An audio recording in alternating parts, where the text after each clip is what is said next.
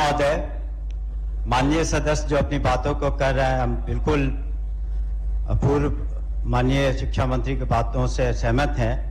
और ये कहना कि संवेदनशील नहीं, उस पर भी मैं कहना चाहूंगा। इसी सदन में माननीय सदस्यों ने अपनी आवाज कहा था कि जो प्रबंधन समिति है उसमें कुछ उसमें जो संशोधन हुआ, जिसके कारण जो माननीय विधायक, माननीय पार्षदगण जो अध्यक्ष बनना चाहते थे पूर्व में, उसको आप रिस्टोर करिए। ये जो उसमें कमियां थी, तो हमने जा करके उसको पुनः रिस्टोर किया, प्रेस विज्ञप्ति भी निकाली, ताकि जो माननीय सदस्य की जो भावना थी उससे हम लोग सहमत थे, मैं भी सहमत था, सरकार सहमत थी।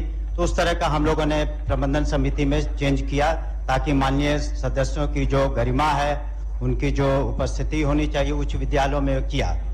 दूसरा प्रश्न यहाँ पर उठा था कि जो अनुदानित विद्यालय हैं जिनका कोड सस्पेंडेड था, करीब 600 से ज्यादा थे, उनको वक्त दिया गया था कि आप उस कोड को आप अपने यहाँ जो संरचना है, बाकी जो आधारभूत चीजें हैं, उसको आप पूरा करें। उन लोगों ने पूरा नहीं किया तो उनके कोडों को सस्पेंड किया गया। उसके बाद ये यहाँ पर सदन का विचार था कि उस पर पुनः विचार किया जाए, तो मैंने उस पर विचार किया। संवेदनशील होकर सरकार ने निर्णय लिया है कि उनको हम लोग जो आगे की प्रक्रिया करेंगे, ताकि 1 साल का समय पुनः देंगे और उनका कोड को पुनः स्थापित करेंगे। ये सभी वित्त रहित संस्थान है। अगर थोड़ा भी हम लोग संवेदनशील नहीं रहते और बिल्कुल हम लोग नियम कानून से चलते, तो ये कदम नहीं उठाते। तो ये कहना कि बिल्कुल संवेदनशील नहीं है सरकार या शिक्षा मंत्रालय या शिक्षा विभाग, ये कहना बिल्कुल सरासर गलत है। रही बात इस वित्त, नहीं, बात तो सुन लीजिए। जो पुरानी बात है उसके को क्यों नहीं उसके आप सुनना चाहते हैं? पूरी बात सुनिए। आपको मौका मिला, आप बोले, हमें मौका मिला, हमें बोलने दीजिए।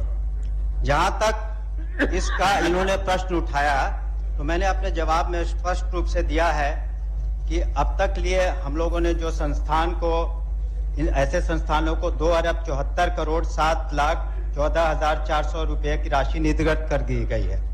और ये बात सही है कि आपके कक्ष में महोदय मीटिंग हुई थी और हमने आश्वस्त किया था कि इसको हम पुनः समीक्षा करके इसमें जो आवश्यक कदम रहेगा, जो उनको देने के लिए हम लोग देंगे। तो समीक्षा के दौरान ये भी बताए, ये पता इस सदन में भी बात उठी थी कि संस्कृत जो महाविद्यालय हैं उनमें भी कुछ राशि की कमी थी। उसको भी हम लोगों ने करीब 4-5 दिन पहले अलॉटमेंट कर दिया। करीब 74 करोड़ की राशि थी, ताकि संस्कृत महाविद्यालयों को भी दिक्कत नहीं हो। रही बात इसकी, तो हम लोग समीक्षा कर रहे हैं और एक किश्त में हम ये नहीं कह रहे हैं कि एक ही बार एक मुश्त में दे पाएंगे, लेकिन हम लोग इसकी समीक्षा हम लोगों ने की है। और इस बार जो वित्तीय हम लोग को बजट है हम लोग का, उसमें इस पर प्रावधान करके हम लोग इसको स्टैगरिंग करके और राशि को हम लोग उसको बांट लेंगे कि किस तरह से सहूलियत हो, उसके बाद देंगे। तो नहीं देने का प्रश्न नहीं उठता है, संवेदनशील होने का प्रश्न नहीं उठता है। जो बातें हमने सदन में रखी, इसके बातों को बताया, चाहे संस्कृत विद्यालय हो, चाहे वित्त रहित ये अनुदानित विद्यालय हो, सभी में हम लोग ने राशियां दी, विमुक्त की है, राशियों का प्रबंध किया है। नहीं था जब संस्कृत महाविद्यालयों का, तो तृतीय अनुपूरक से हमने राशि लेकर के उसको पूरा किया, ताकि उनको समय मिले। तो इसको भी हम लोग समीक्षा हम लोगों ने की है। इसको किस तरीके से बांट करके हम लोग राशि समय समय पर इनको करके हम लोग अलॉटमेंट करेंगे, ये मैंने आपको भी आश्वस्त किया था, सदन को भी आश्वस्त करना। अब इसको लेकर के सरकार की संवेदनशीलता और कर्तव्य निष्ठा पर सवाल उठाना मैं समझता हूं अनुचित है। धन्यवाद।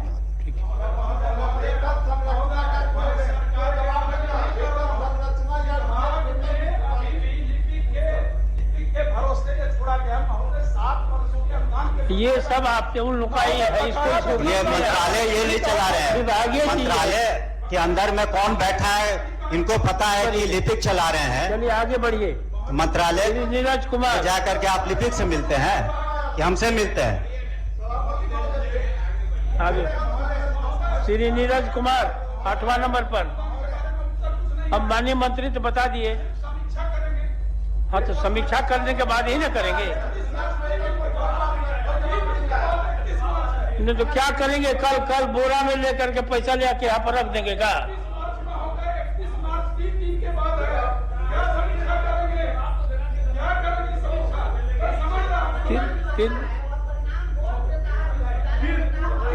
लेकिन देखिए इसलिए आप लोग समय बहुत ले लेते हैं, काम का भी रिजल्ट नहीं चाहते हैं, केवल वोटर के पास एक जाए मिट्टी जाए। हमने कहा बराबर हम लोगों ने माननीय मुख्यमंत्री से आग्रह किया है, मंत्री जी से आग्रह किया है, तो उसको जो जवाब देते क्या करेंगे बताइए। आप ही मंत्री हो गए तो क्या करेंगे, इसको क्या कीजिए, क्या निदान निकालिएगा बताइए। मंत्री जी ने ये जवाब केवल आप बताइए ना, क्या निदान निकालिएगा। संवेदनशीलता का पैसे की व्यवस्था करनी पड़ती है, प्रबंधन करना पड़ता है। शिक्षक भूखा है। आगे सवाल है, चलिए डॉक्टर नीरज कुमार पूछिए। श्री बंशीधर भारद्वाज, हम क्या दूसरे माननीय प्रश्न का जवाब है? हमको तो जवाब ही नहीं। एक प्रश्न पर 20 मिनट नहीं दिया जा सकता। ठीक है, हम लोग नहीं सवाल ही नहीं आप लोग प्रश्न का जवाब नहीं चाहते, 7 वर्षों से आप केवल बात करना चाहते हैं। हम लोग करेंगे ही। अब इसके बाद जितने भी ध्यानाकर्षण है उसको ध्यानाकर्षण समिति को मैं सुपुर्द करता हूँ। हम लोग जो चाह रहे थे कि बिहार में शिक्षा में अगर सुधार करना है तो कुछ नीचे से बुनियादी सुधार की तरफ बढ़ा जाए, बजाय इसके कि आप दिखा दीजिए कि हमने बजट जो है वो ज़्यादा दिया है, 19% हमने बजट दिया है। आप बजट दे रहे हैं लेकिन पर कैपिटा जो एक्सपेंडिचर है एजुकेशन के ऊपर परसेंटेज में लगता है कि बिहार ज़्यादा दे रहा है। टोटल अपने बजट का 19%, 19%, लेकिन वो प्रति व्यक्ति खर्च के रूप में अगर देखा जाए तो बहुत ही मामूली है। देश में सबसे कम जिन राज्यों में प्रति व्यक्ति शिक्षा के ऊपर खर्च है उसमें बिहार है। तो आपका बजट जो है वो काफ़ी नहीं है, एक बात। दूसरी बात की बुनियादी चीज़ों में नीतिगत दिक्कतें, जैसे शिक्षा को हम 2 एंगल से देखते हैं। एक तो आपका एजुकेशन जो पढ़ाई हो रही है, दूसरा है वो पढ़ के जो बच्चे निकल रहे हैं उनके लिए परीक्षा का इंतजाम आपका कितना बेहतर है। और ये दोनों चीज़ें एक दूसरे से जुड़ी हुई है। जहाँ शिक्षा बेहतर नहीं होगा वहाँ परीक्षाएं भी ठीक से नहीं होंगी। इस बार देखिए बिहार में इतनी सारी परीक्षाओं में धांधली की खबर आई, आंदोलन चला, पेपर लीक की बातें आई, बीपीएससी 17वीं में इतना हंगामा हुआ। तो कहीं ना कहीं शिक्षा व्यवस्था में जो कमियां हैं वो दिखता है यहाँ पर। हमने सरकार से कहा था कि आप बुनियादी स्कूलों के अंदर फैसिलिटी को, बेसिक इंफ्रास्ट्रक्चर को बढ़ाइए, इसके साथ साथ हायर एजुकेशन पे आपको बल देना पड़ेगा। जैसे अभी बिहार में आप समझिए कास्ट सर्वे का जो रिपोर्ट आया था 6.11%, ये ग्रेजुएट्स की संख्या है बिहार के अंदर, 6.11%। तो आप इसको बढ़ाने के लिए क्या कर रहे हैं? हमने सदन में भी कहा कि पिछले 20 सालों से माननीय मुख्यमंत्री एक ही फॉर्मूला पे चल रहा है कि अनुमंडल में एक डिग्री कॉलेज है तो हम नहीं बढ़ेंगे आगे, प्रखंड में डिग्री कॉलेज नहीं बनाएंगे। और लगभग 31% बच्चे हैं जो +2 पास कर रहे हैं, ग्रेजुएशन में दाखिला नहीं मिल रहा है क्योंकि कॉलेजों की संख्या कम है।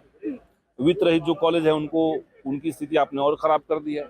तो ये तमाम दिक्कतें थी, इसलिए सरकार को प्रखंड स्तर पर डिग्री कॉलेज चाहिए था। हालांकि इस बार सदन में उन्होंने कहा कि हम करेंगे, लेकिन कब तक करेंगे कोई गारंटी नहीं। तो बड़ी संख्या में स्टूडेंट्स जो हैं वो पलायन कर रहे हैं, न केवल काम धाम के लिए, इलाज के लिए, बल्कि सामान्य ग्रेजुएशन की पढ़ाई के लिए भी पलायन हो रहा है। तो इन चीज़ों को रोकने का एक मामला है। दूसरा है कि सरकार विश्वविद्यालयों के अंदर बड़े पैमाने पर हो रहे भ्रष्टाचार, धांधली, अनियमितता, बिहार यूनिवर्सिटी एक्ट 1976 जो है उसके उल्लंघन के मामले को देखते हुए भी नज़रअंदाज करती है। सदन में बार बार उठता है लेकिन इसको नज़रअंदाज कर रही है। तो करप्शन से सरकार अगर मुक्ति पाए और इक्वल एजुकेशन की तरफ बढ़े, जब देश का संविधान लिखा गया तो उसमें एक सेंस डाला गया शिक्षा की समानता का बात। आप इक्वल एजुकेशन दिए बगैर क्वालिटी एजुकेशन नहीं दे सकते। तो इक्वल एजुकेशन अगर सरकार को देना है तो समान शिक्षा नीति की तरफ बढ़े, प्राइवेट का दबदबा जो है उसको कम करे, उस पर कंट्रोल लगाए और सरकारी स्कूलों को प्रमोट करे। तो ये तमाम चीज़ों को पैकेज बना करके हम लोगों ने कहा, लेकिन सरकार का कम इंटरेस्ट है। जहां जिसका गठबंधन भाजपा के साथ होगा, भाजपा के साथ खासियत यही है कि उसकी पार्टी के समर्थक होने के लिए लोगों को अंधविश्वासी होना पड़ता है, कम पढ़ा लिखा होना पड़ता है, एंटी रिसर्च होना पड़ता है सरकार। तो आपने कहा कि हम 86,000 पदों पर बहाली निकाल रहे हैं, TRE 3 की मैं बात कर रहा हूँ।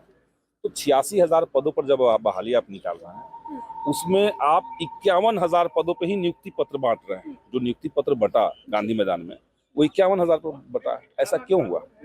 क्योंकि बड़ी संख्या में सरकार ने प्रायोरिटी लेने के बावजूद, विज्ञापन में ये दिया हुआ था कि आपको प्राथमिकता देनी है, तो प्राथमिकता लेने के बावजूद सरकार ने ये किया कि एक ही बच्चों का कई जगह रिजल्ट दिया गया, मल्टीपल रिजल्ट दिए गए, डॉक्यूमेंट वेरिफिकेशन में लोग छंटे, तो उनकी जगह पर जो मिनिमम एलिजिबिलिटी पॉइंट जो लोग क्रॉस कर चुके थे, जो लोग कट ऑफ के अंदर थे, बल्कि जिनके परिणाम फाइनल लिस्ट में आया था उनके इक्वल मार्क्स वाले भी जो बच्चे थे वो सब बाहर रह गए। तो उनको मौका मिलना चाहिए। अब बीपीएससी कह रही कि हम मौका देने के लिए तैयार हैं, बशर्ते कि हमको शिक्षा विभाग एक आदेश दे दे।